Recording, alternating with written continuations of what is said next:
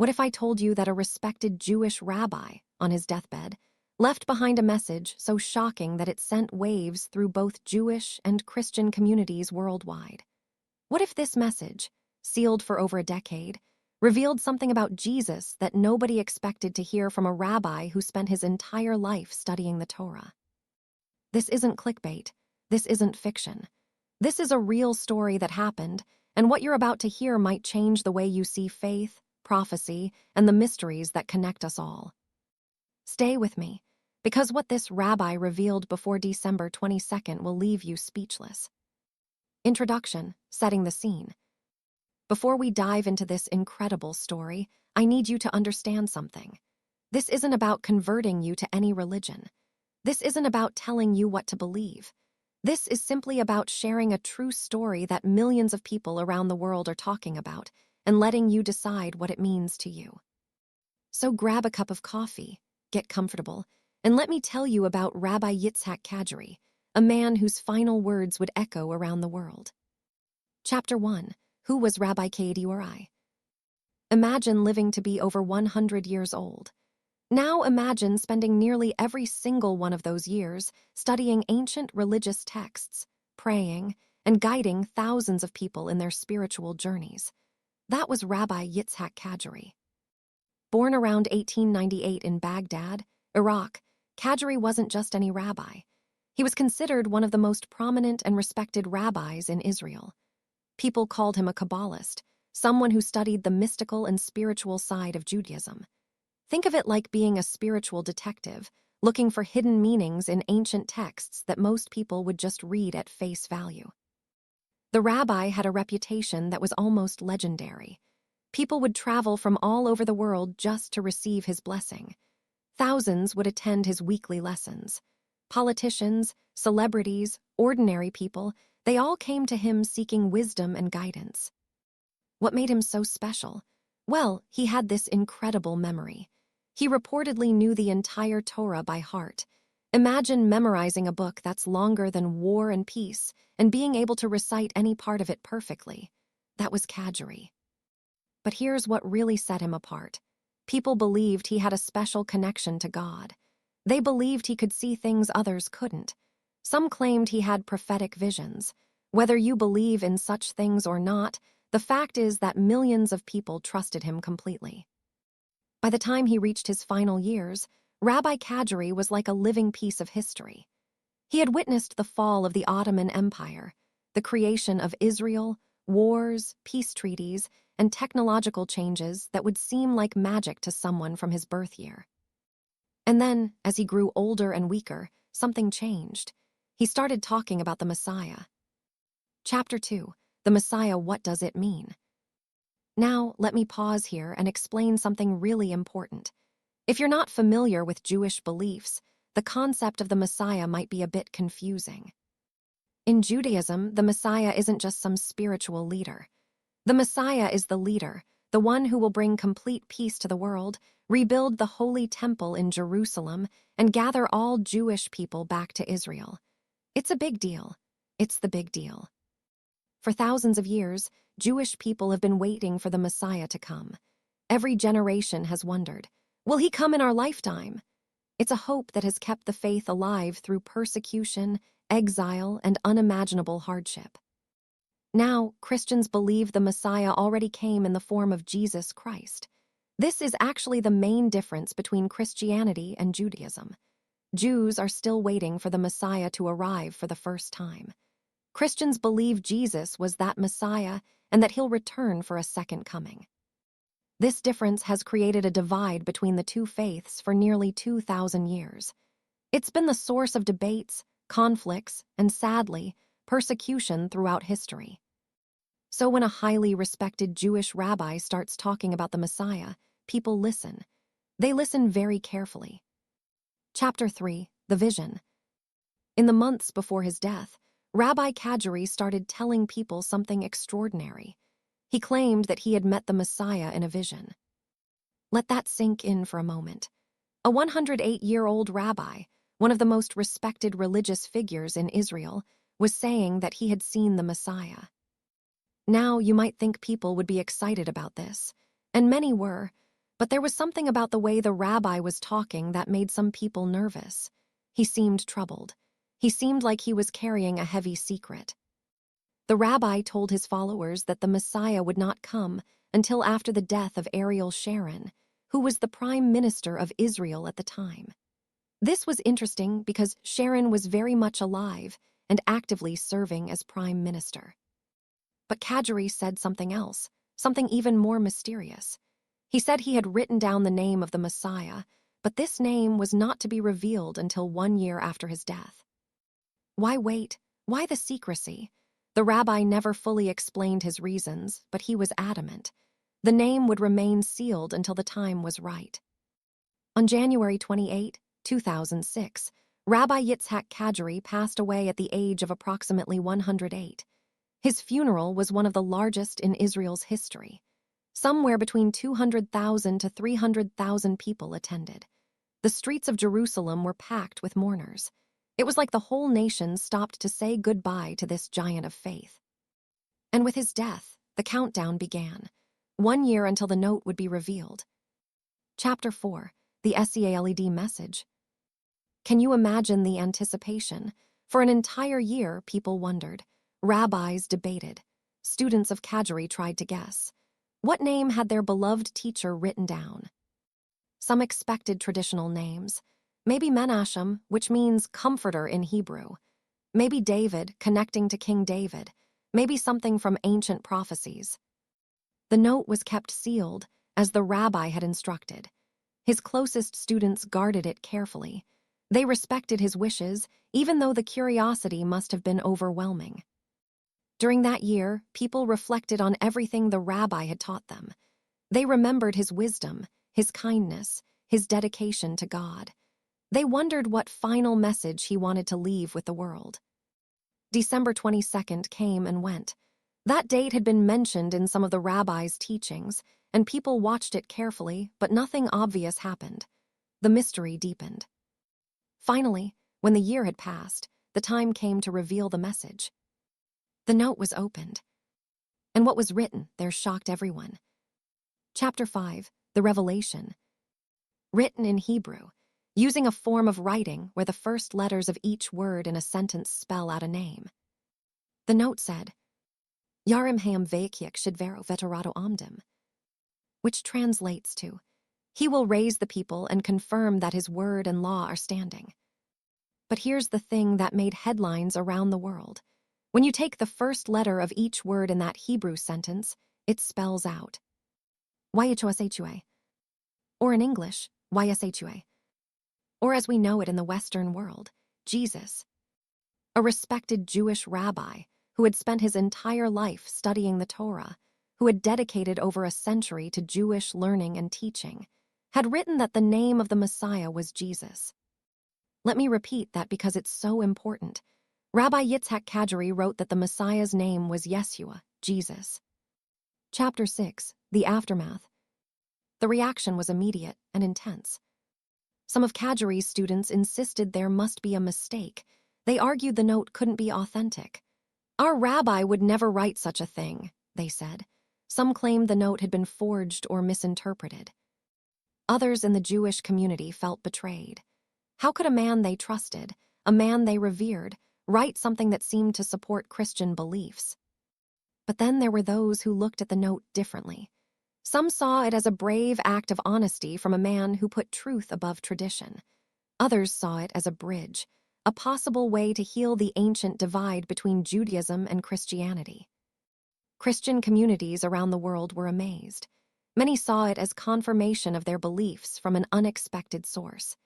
Here was a Jewish scholar, someone who knew the Old Testament better than most Christian pastors ever would, apparently confirming that Jesus was indeed the Messiah.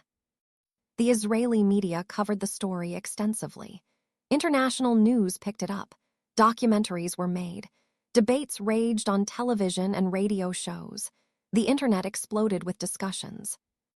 Websites and forums dedicated to religious studies spent months analyzing every aspect of the note. Experts in Hebrew examined the handwriting. Historians looked into the rabbi's life for any signs that he might have been considering such a conclusion. Chapter 7, the controversy. Now, let's be clear about something. Not everyone believes this story is true, or at least, not everyone believes the interpretation is correct. Some of Rabbi Kadjari's closest followers completely reject the note. They say it doesn't match his teachings. They point out that the rabbi spent his entire life as an Orthodox Jew and never showed any interest in Christianity. One of his sons publicly stated that the note was a forgery. Other family members expressed doubts. They argued that someone must have created this note to cause confusion or to promote Christianity. There are also questions about the timing. Why would the rabbi wait until after his death to reveal something so important? Why not say it during his lifetime when he could explain it and answer questions? Some scholars suggest that maybe the note wasn't about Jesus Christ at all. Maybe it was about someone else named Yeshua who would come in the future. After all, Yeshua was a relatively common name in ancient times. Others point out that the acrostic method used in the note is unusual for revealing a name. It's indirect. Why not just write Jesus or Yeshua plainly if that's what he meant? There's also the question of authenticity. How do we know the note we see today is the same note the rabbi actually wrote? How do we know it wasn't changed or replaced? These are all valid questions, and honestly, we may never know the complete truth. The rabbi himself cannot answer our questions now. The people closest to him are divided in their opinions. Chapter 8, Looking at the Evidence. But let's look at what we do know for sure. First, Rabbi Kadjari definitely did talk about the Messiah in his final years. Multiple witnesses confirm this. He held meetings where he discussed the coming of the Messiah. This isn't disputed. Second, he did write something down and instructed that it be sealed for a year. Again, multiple people confirm this. Whether what we see today is exactly what he wrote, that's the question. Third, the note does exist, and it has been examined by numerous people. Handwriting experts have looked at it. Hebrew scholars have translated it. While some question its authenticity, many believe it is genuine. Fourth, the rabbi did make specific predictions. He said the Messiah would come after Ariel Sharon's death. Ariel Sharon fell into a coma in 2006, the same year the rabbi died, and remained in that state until his death in 2014. Some people see this as eerily accurate. Fifth, there were other rabbis and Jewish scholars who reportedly had similar experiences. While Kadjari is the most famous case, there are stories of other religious Jews who, late in life, came to believe that Jesus might indeed be the Messiah. These stories are less well known, but they exist. Chapter 9, The Bigger Picture. Here's what I think is really interesting about this whole story. It's not really about whether the note is real or fake. It's about what the story makes us think about. For thousands of years, Judaism and Christianity have been separated by this one crucial question. Who is the Messiah? Has he come, or are we still waiting? This story, whether you believe it or not, makes people from both faiths stop and think. It makes them examine their beliefs. It makes them ask questions. What if we've been looking at this wrong the whole time? What if the divisions between us aren't as solid as we thought? What if there's more common ground than we realized? Think about it. Both Jews and Christians believe in the same God. Both hold the Old Testament as sacred. Both believe in prophets, in miracles, in the coming of a Messiah who will bring peace to the world. Both value prayer, community, and living according to God's will. The main difference is about Jesus. Was he the Messiah or wasn't he?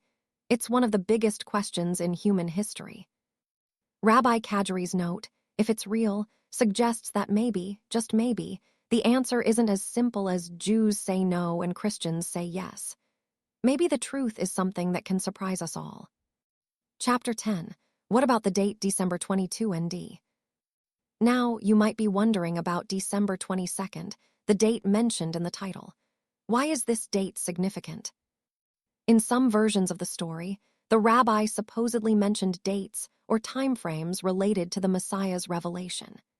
December 22nd has appeared in various retellings as a significant date, though the exact significance varies depending on who's telling the story. Some say it was related to when certain things would be revealed. Others connect it to Jewish calendar dates that correspond to late December. Still others suggest it was about when people should pay attention to world events.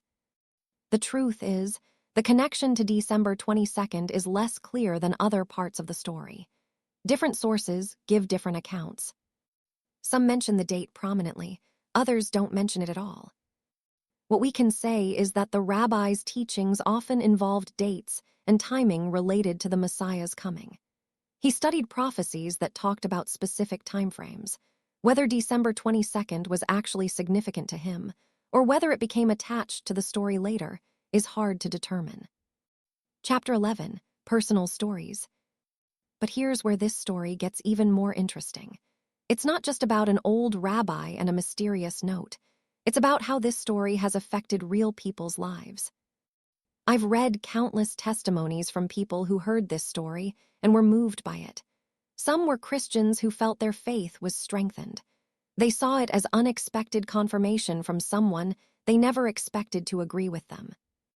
Others were Jewish people who started questioning their own beliefs. Some started reading the New Testament for the first time in their lives just to see what it said about Jesus. Not all of them became Christians, but many said the experience opened their minds. There are stories of families that had been divided over religion who used this story as a starting point for respectful conversations. A Christian daughter and her Jewish father, for example, who hadn't really talked about faith in years, sat down and had an honest discussion because of Rabbi Kadjeri's note.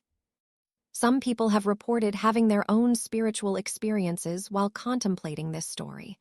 Moments of prayer where they felt a presence, dreams that seemed meaningful, a sense of peace about questions that had troubled them for years. Whether you believe these personal stories or not, they show that this tale has power. It makes people think. It touches something deep in the human heart, our desire to know the truth, our hope that there's meaning to life, our wish that somehow, someday, all the divisions between us will be healed. Chapter 12, The Skeptic's View. Now, I want to be fair here. Let's talk about the skeptical viewpoint, because it's important to consider all angles. A skeptic would say this: an old man died. Someone claimed he wrote a note. We can't verify it's real. Even if it is real, we don't know what he really meant. People are reading into it what they want to see. And you know what? That's a fair point. We should always question extraordinary claims. We should look for evidence. We should be careful not to believe something just because we want it to be true. A skeptic might also point out that there's a long history of people claiming to have secret knowledge about the Messiah. Over the centuries, many people have made predictions that turned out to be wrong. Why should we believe this one is different? Furthermore, a skeptic would note that the story spread primarily through the internet and Christian media. They might argue that it's been exaggerated or distorted, as it's been passed from person to person, like a game of telephone played across the world. These are all valid concerns. Critical thinking is important. We shouldn't just accept every story we hear without question. Chapter 13, The Believer's View. On the other hand, someone who believes the story would say, why would multiple witnesses lie about the rabbi writing a note? Why would his handwriting be on it if he didn't write it? Why would someone forge such a thing when it would only bring controversy? Believers would point out that the rabbi had nothing to gain from writing this note. He was already over 100 years old. He was respected and loved. He didn't need attention or fame. If anything, he had everything to lose by writing something so controversial. They might also argue that this fits with other parts of Bible prophecy. The Bible talks about how, in the end times, Jewish people would begin to recognize Jesus as the Messiah. Maybe Rabbi Kadjeri was part of that process. Believers would point to the specific details that proved accurate, like the prediction about Ariel Sharon. They would argue that these accurate predictions suggest the rabbi did have some kind of special insight or revelation. And they would say that truth doesn't need everyone to believe it to be true. If the rabbi did have a genuine vision or revelation, the fact that some people deny it doesn't make it less real. Chapter 14, What Can We Learn? So where does that leave us? What can we actually take away from this story? First, I think it teaches us humility. Whether you're religious or not, whether you're Jewish, Christian, Muslim, or anything else, this story reminds us that we don't have all the answers. Even a man who studied for over a century admitted there were mysteries beyond his understanding. Second, it teaches us to be open-minded. The rabbis' followers expected certain answers. They were shocked when they got different ones. Life often surprises us. Truth doesn't always come packaged the way we expect. Third, it reminds us that it's okay to question. The people debating this story aren't being disrespectful. They're searching for truth. That's a good thing. We should always be willing to examine our beliefs and ask hard questions. Fourth, it shows us that faith matters to people. Whether this story is true or not, the passionate reactions to it prove that millions of people deeply care about spiritual truth. They care about God, about purpose, about what happens after we die. That's beautiful in a way. Fifth, it suggests that maybe we have more in common than we think. Jews and Christians have fought for centuries, but this story has brought many of them together in conversation.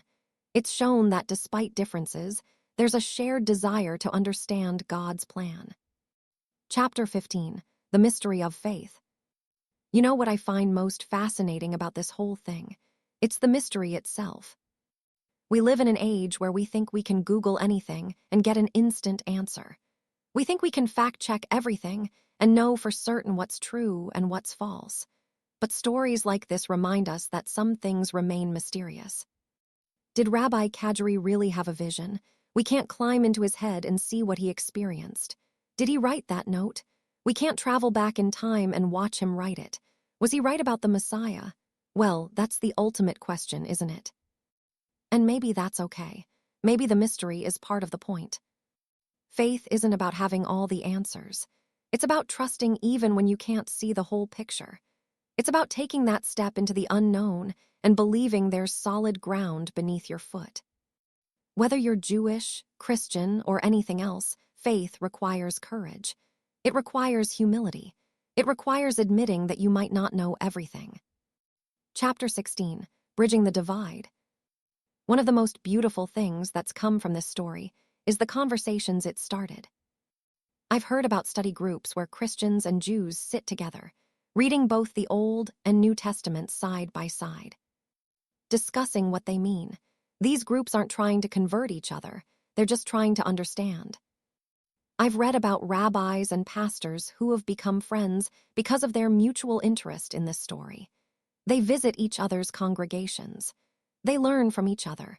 They show their communities that you can disagree about important things and still respect and love each other. There are online forums where people from all backgrounds discuss the theological implications of Rabbi Kadri's message. Sometimes these conversations get heated, sure, but often they're marked by genuine curiosity and respect. In a world that often seems more divided than ever, these small bridges of understanding matter. They matter a lot. Chapter 17, The Prophecy Perspective. For those interested in biblical prophecy, this story fits into a larger narrative that many people find compelling. The Bible, in both Old and New Testaments, contains prophecies about the end times, about the return of the Messiah, about a time when all people will recognize truth. Whether you believe in prophecy or not, these texts have been studied and debated for thousands of years. Some prophecies specifically talk about the Jewish people recognizing the Messiah in the last days. For example, the book of Zechariah talks about a time when people will look upon him whom they have pierced and mourn. Christians interpret this as Jews recognizing Jesus, who was crucified, pierced. If Rabbi Kadri's note is genuine, some would see it as a fulfillment of these prophecies. A respected Jewish teacher recognizing Jesus would be exactly what some of these old prophecies predicted. Of course, prophecy interpretation is complicated. Different people read the same texts and come to different conclusions. But for those who study these things, Rabbi Kadri's story is more than just an interesting tale. It's potentially a sign of the times. Chapter 18, The Human Element. Let's bring this back to earth for a moment and think about Rabbi Kadri as a person, not just as a figure in a controversial story. Imagine being 108 years old. You've seen everything. You've outlived most of your friends, many of your students, maybe even some of your children. You've studied the same sacred texts for a century. You've prayed millions of prayers. You've counseled thousands of people through their struggles. And then, near the end of your life, you believe you've had a revelation. You believe you've seen something that changes everything you thought you knew. Something that contradicts what you've been teaching for decades. What do? Do you share it and risk your reputation?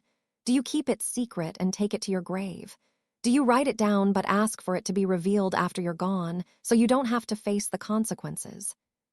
If the story is true, Rabbi Kadri made a brave choice. He chose truth over comfort.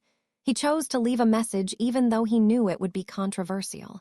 He chose to risk his legacy for what he believed was important. That takes guts. That takes integrity.